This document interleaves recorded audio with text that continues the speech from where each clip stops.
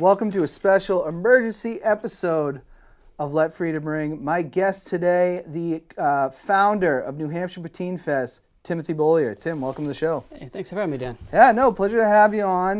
We want to talk about, there's been some cuts going on with French classes over at the upper elementary school. And we want to talk about that, but how you been since your last episode? It's been maybe over a year. Yeah, it's been over a year. Been pretty good, you know. Poutinefest continues to grow. Looking at expansion projects. Kids are growing up fast. I feel like I'm at an MYA event like every other day. Yeah. Basketball's wrapping up. Brady's team was crushing the playoffs, so super excited to see where they end up. And Addie's got softball starting up, so it's pretty cool. Nice. Does the playoffs start this weekend? Saturday at JMU's. Oh, okay. Yeah, big. I think it's first round, but awesome. See how it goes. Yeah. No, exciting times in the town. Now, a couple nights ago, you went in front of town council and you spoke. It is on Merrimack TV. It's been clipped. It's been put on the Merrimack Forum. Yep. What was the reason that you went in front of town council? Sure. So I went in front of the school board just as a public comment earlier this week because basically the town is looking at its school budget, and they're looking to make cuts because in their feeling the budget that they're proposing is much higher than the default budget. Now, this whole budget thing is a new thing to me. Now, I have 2 decades in finance experience. I didn't see the calculation, but whatever the default is, people like to vote for the lesser value. So their concern is that if the budget's too high, and right now it's $3 million or so over the default, that people are not going to vote for. They're going to vote for the default, and they're going to have to make massive cuts. So they went through cutting, and a couple of things they cut. I understand. I just want to say, first of all, like they're all public servants. These are great folks. It's hard to make these decisions, but I don't think they fully grasp the impact with the French language in New Hampshire. And that's okay. That's what I'm here for. But in any case, so one of the cuts that hit home pretty close was cutting of the French program at JMU's, the upper elementary school here in Merrimack. The program's been around for, my guesstimate, is about 20 years. They had a half year of French and a half year of Spanish. It evolved to like a smaller subset of time with French and subset with Spanish. They'd have like 2 sets of Spanish this year in the 5th grade and only 1 set. In the 6th grade, I'm talking 5th grade now, by the way. In the 6th grade, they get 2 of French and 1 of Spanish. So my son is in the 5th grade in that with Mademoiselle Dunn, if she's not going to win French Teacher of the Year soon, I don't know when she will. It's coming. It came up there that they're going to cut it. They're going to cut it outright. And that the plan is to, and again, I don't understand this. What they want to do is cut the French program at JMU's completely, which is basally eliminating Mademoiselle Dunn's position. Her first name's Danny. Is that the major expense? Is just like her salary? No. They're trying to cut $1 million. Okay. And for some reason, French, when the chief education officer had his cuts up at the budget committee meeting, world language at JMU's was 1. Danny does not look like she's bringing home $1 million. So I really don't know why that's in their sights so closely, but it is. So yeah, for whatever reason, that's near the top. Just to kind of follow up there, what's going to happen and why this is a concern to people in the Francophone community? And this is going crazy all over New England all of a sudden. Like in my world, I'm getting people pinging me about it. Hey, is this true? And I'm like, they're not cutting the complete French program. However, it's going to die on the vine, and here's why. The kids now in 5th and 6th grade will have 2 years of Spanish before going on to the middle school. Take 2 years of Spanish. Does French even have a chance? It's going to die on the vine. And what's going to happen is kids will not sign up for French. They'll come back in a couple years and say, we're finally going to fix the HVAC at JMU's and make sure it's not 95 degrees up there in May. We're going to cut French. Yeah. It gets really warm. I've You've been worked up there for years. Yeah. They're going to cut French completely. That will be, and that's a real problem in New Hampshire that we're facing, and we're shooting ourselves in the foot. Okay, so it's just one of the things that are kind of, so it's not, just so people watching, it's not the only thing being cut. No, of course not. It was put in with a bunch of things that are kind of it's the cause closest to me, but the gifted and talented program was cut as well. I mean, we got to take care of our best and brightest kids. You know what I mean? We do a lot for have seen how great we do with special needs children. It's just unfortunate that we're cutting the gifted and talent program at the moment. I mean, it's back in the budget right now, but anything can happen when you go deliberate obsession, right? So That's a big one too. That there's a group of folks who are petitioning at that back. And again, I can't imagine that program. I'd like to see that, go through the budget and see the numbers. Now you're pretty into, obviously you're deep into you're part of the Franco-American Center. Yes. and things like that. What are you hearing are you hearing anything from parents, students, just people that are trying to keep the French language alive? Sure. No, I mean, there's great concern. If you look at the positive Merrimack Forum, a lot of parents who are in the French program currently are upset. Kids coming up from the elementary school are upset. I'm hearing from folks, just because I talk to them, at the state of New Hampshire level, like our biggest trading partner is Quebec. Millions of dollars cross the border every week between us, and 1.7 billion annually. Right now, we have an older Francophone population who can cater to them, go up there and actually do presentations in French. We're dependent on the language remaining in New Hampshire, or we're going to lose to our partners in Vermont and Maine. Vermont and Maine, New Hampshire, live free or die. That's how we roll. But they invest in the language a heck of a lot more, particularly at the university level, the University of Maine, Orono. We don't do that. So we're really reliant on the local educators to maintain the French language for us. And have you heard it? Obviously your son is in the program. Anything you've heard from students or parents said from their students? Are they really liking this program or? Yeah, well, I went to the budget committee meeting the other night, and 7 or 8 kids who were in French and also in the Gifted and Talented program spoke out, and they went through. I mean, these kids were like bang, bang. I'm like, whoa, who wrote this? Yeah. So they were very upset, and they did voice the concern of cutting the program will eliminate French in Merrimack. And I'll just take another step back on it. One of the chief education officer cited declining numbers. Now, we're not promoting the program. They're just putting it out there. But there was a year when they didn't actually have a French teacher, and they had an only online offering.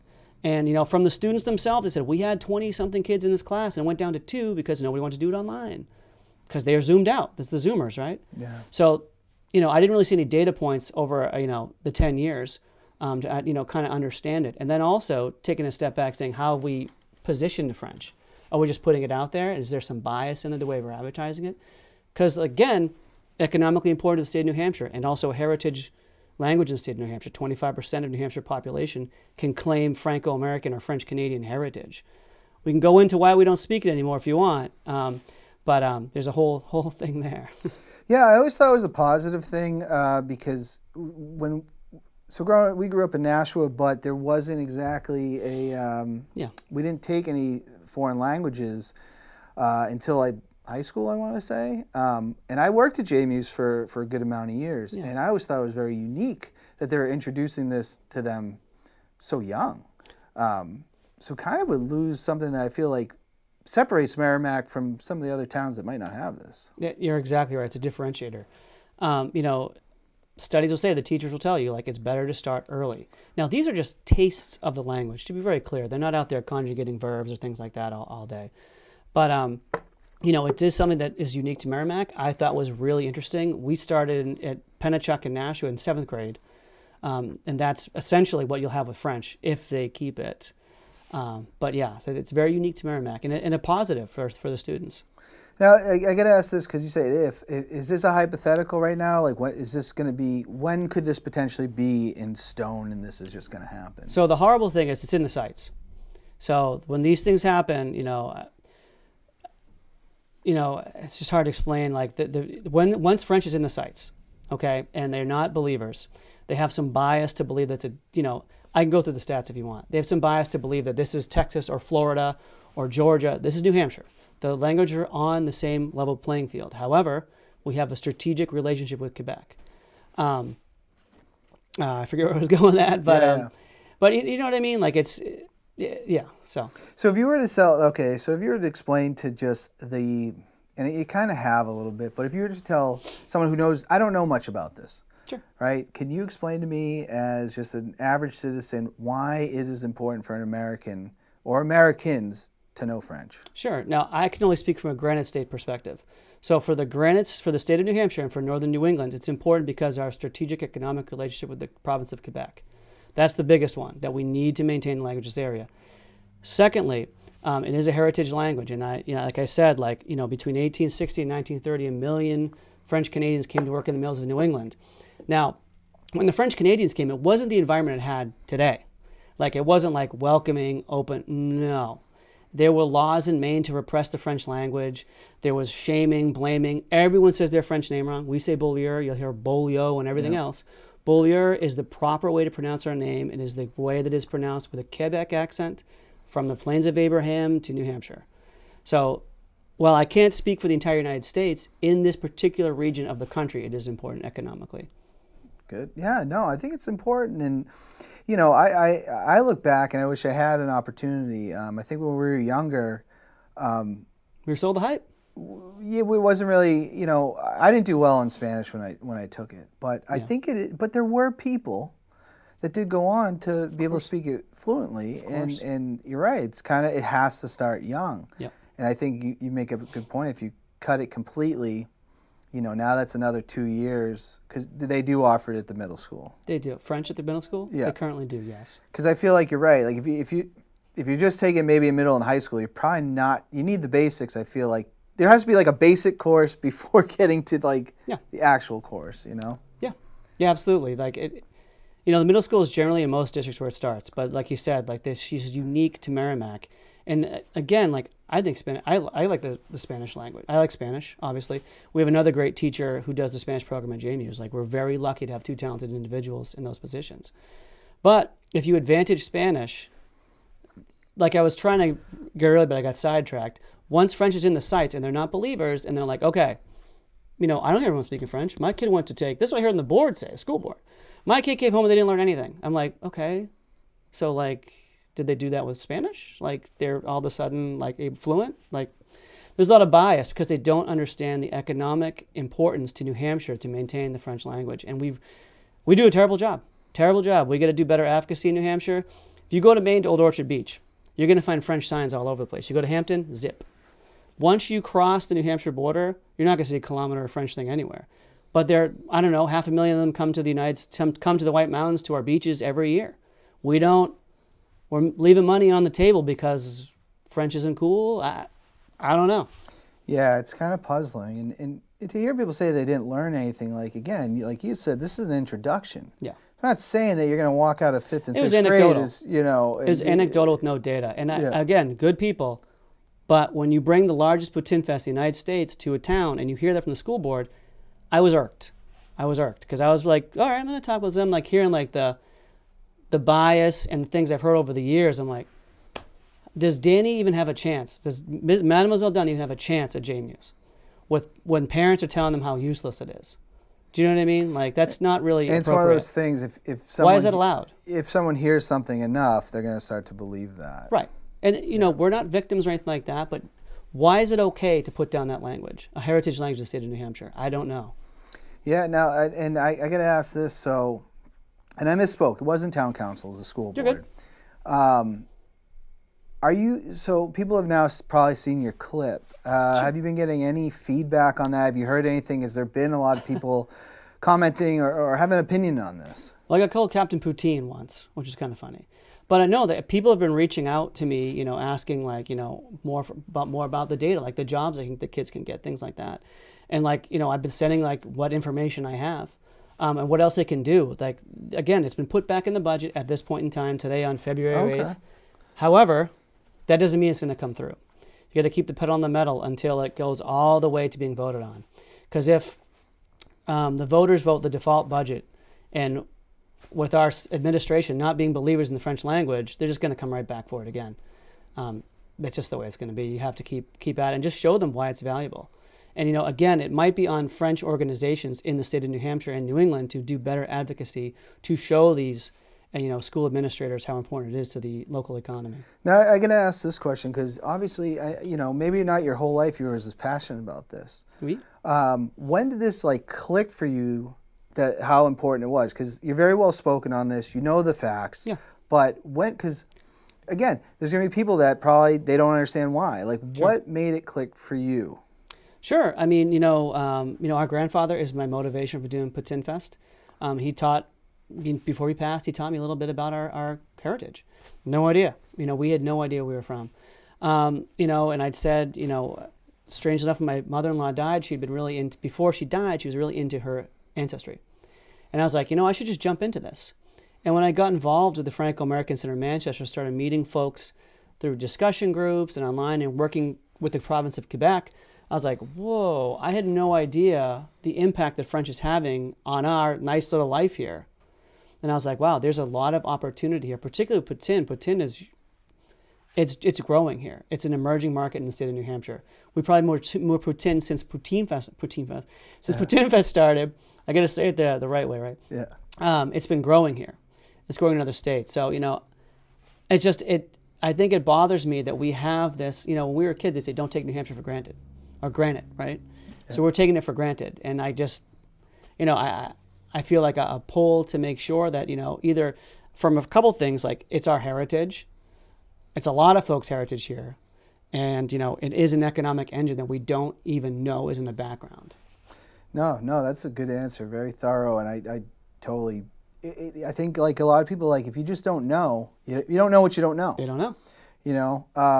I got to ask this though, because you've mentioned, we said you were the creator of New Hampshire Poutinefest. Yep. There's a lot of layers to this. And obviously it's grown, it sells out very quick. It does. There's a lot to do with French culture that happens with this event.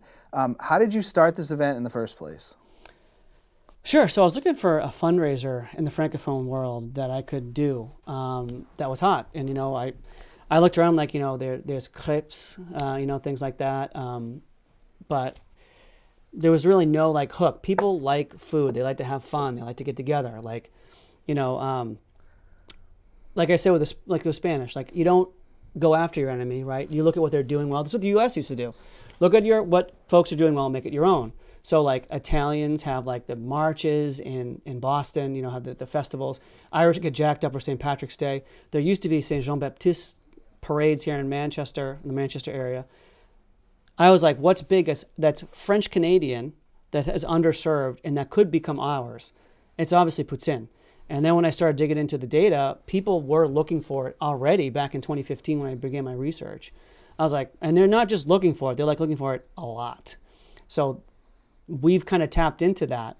Poutinefest sold out in an hour this year. I don't even know, we're a small event, small in scale in terms Disney World or something, but we're just volunteer people just trying to promote our language. Also do a lot for families, face painters, things like that. But that's kind of how I got into it. I said, I want to help this culture because of that, relationship with our grandfather and getting back into it. And research said Poutine was the way to go. I didn't know it'd be to this level. Yeah, because it seems like, how does the event grow every year? Because I feel like every year it's from when it first started, it just continues its popularity, which is saying there's a need for that. Yeah. Well, it continues to grow by a lot of word of mouth. We have thousands and thousands of people on our mailing list. The great thing about where Poutine is now is in 2015, when I was building for the first event in 2016, it was hard to find vendors. Now it's like that. It's just showing people that it matters and it cares. Sound like the French language, right? Belmont, New Hampshire, huge mountain. Out in Keene, there's a school district that just crushes it, but it's because it's promoted. Now that people see Poutine as valuable and relatively easy to make. Now, if anyone's just Quebecois or Canadian watches, oh, it's not the same. We're not going to get into that. There's some FDA regulations around curds that are the big thing, but it's growing on its own because it's an emerging food, just like pizza was 150 years ago or 120 years ago. People did not eat pizza like they do now. It's not every meal.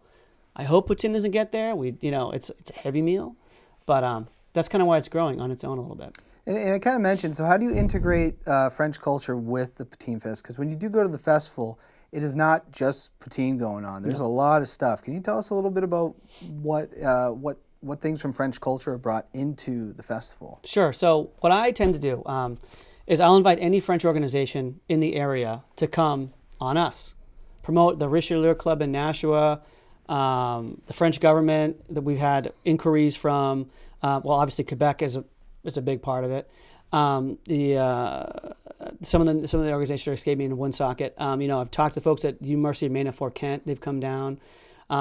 It's just really anyone who's interested in this particular area can come. We also have brought bands down from Quebec.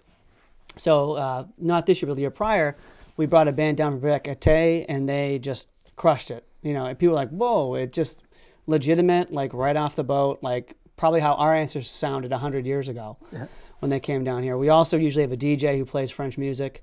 Usually it's popular Quebec music. We bring the UNH French Club into Merrimack to volunteer. We have high school students. I've had some Merrimack students, but apparently it's tough for me to get. But maybe this year I handed out cards to the students at the board meeting the other night. But yeah, so when you get that amount of French in the area, there's the older French speakers in the Franco-American Center are there too. Look at those the college kids, the music. It just kind of feels like you're at an event that's not really in Merrimack. Maybe it's in Le Merrimack. It's somewhere else.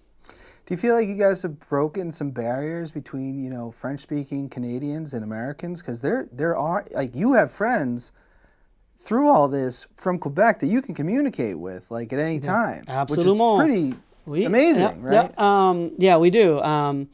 There's a Facebook group. We have De Gagnon, which is a group where we all kind of communicate in Quebec, speakers who are, you can speak in French and English in the group.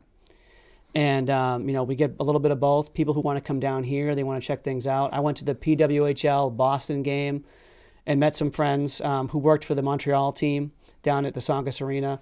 So I made tons of friends. They're open to it. Like, I've always heard the narrative that, people the Quebec people are mean. Well, no.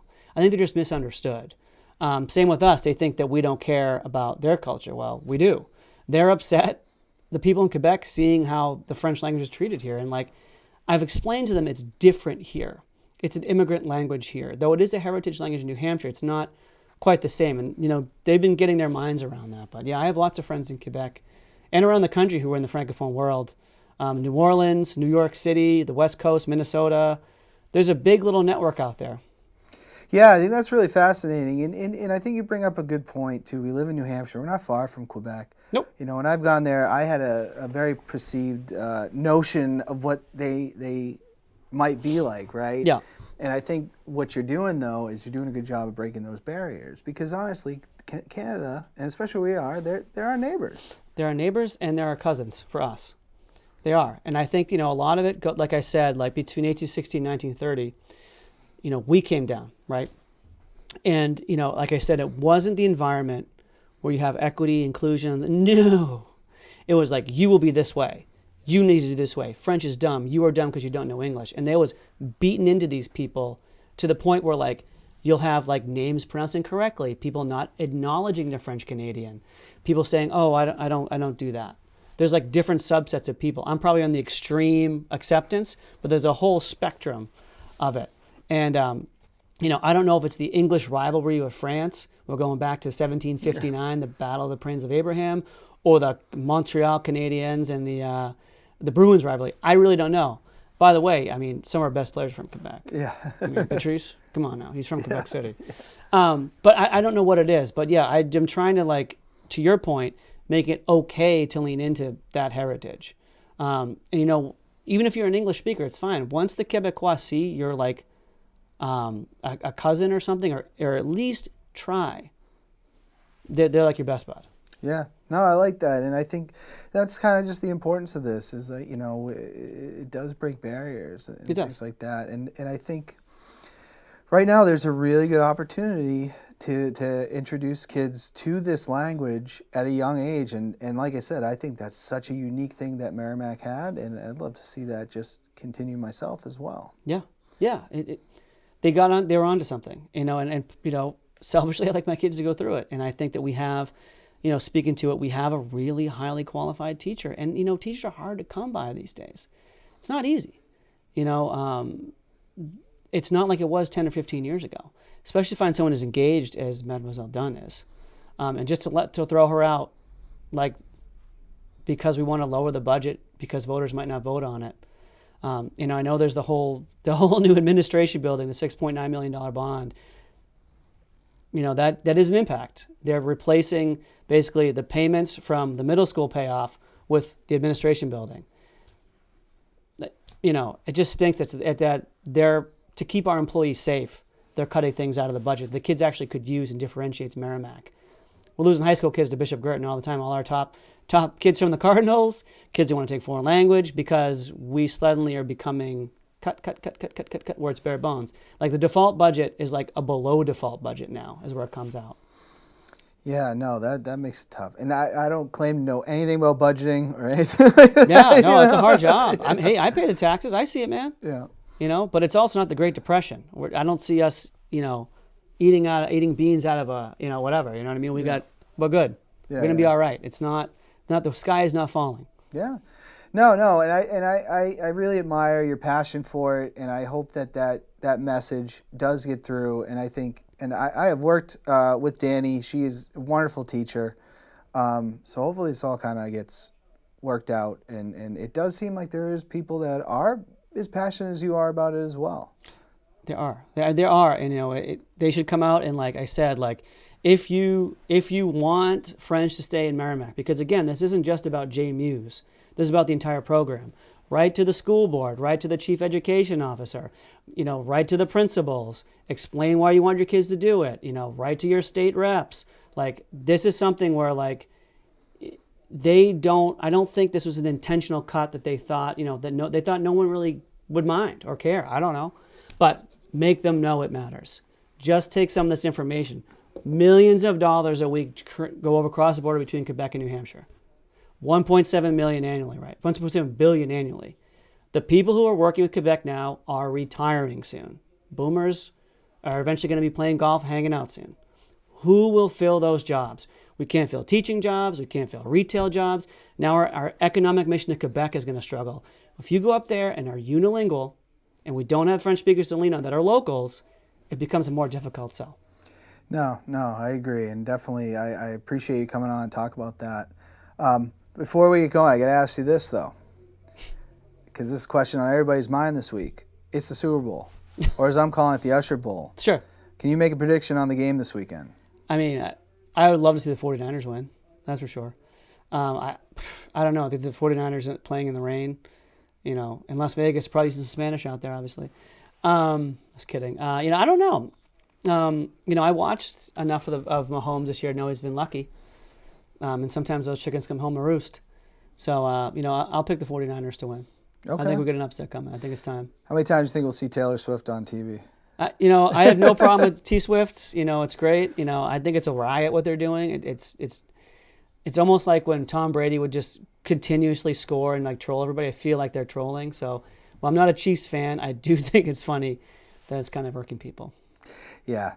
She might have French Canadian ancestry, by the way. Really? Okay. A little bit. All right. A little bit. All right, T-Swift. A little bit.